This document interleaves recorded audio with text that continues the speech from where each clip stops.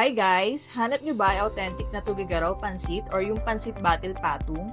Meron na yan dito sa may Power South Boys Car Wash. Dito lang yan sa may GSIS sa San Pedro, Laguna. Here is their menu for pansit battle patung. They have bongga, mas bongga, and pinaka-bongga. They also offer rice meal na sisig and bulalo. Bali yung rice meal nila comes with unlimited rice and blue lemonade. Maaga kaming nagpunta kaya naabutan pa namin si Kuya na nagpre-prepare ng mga ingredients nila. Here is Kuya cooking yung giniling na karabit para sa pansit.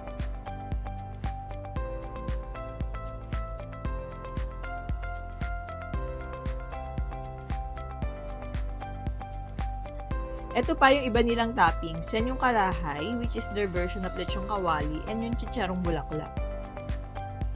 Si Kuya chinachop na yung karahay. Yan din pala yung ginagamit nila sa kanilang sisig. Panoorin natin si Kuya kung paano niya naman prepare ang pansit battle patung. First, naglagay muna siya ng stock. Then, yung pinaka-noodles na. Tapos, egg sa side. Nga pala guys, their ingredients comes from Tugigaraw pa para authentic talaga. Nag-set aside din pala siya ng stock. Then, siniso niya na yung noodles ng salt, pepper, and soy sauce.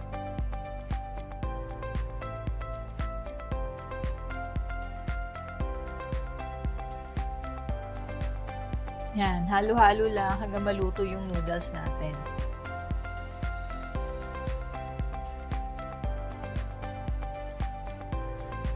They put muna yung noodles, then top it with their poached egg.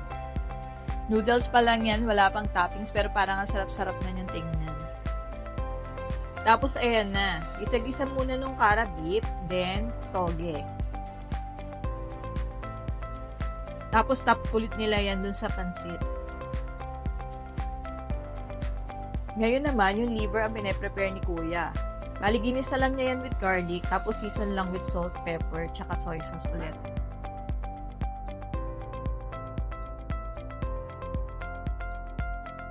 Yan na, nilalagay na yung liver dun sa ating pansit, tapos yung karahay naman. As you can see, very generous sila maglagay ng topping sa pansit. We ordered yung mas bongga lang, kaya wala siyang chicharong bulaklak. Panoorin naman natin how Kuya prepare batil, which is like an egg drop soup.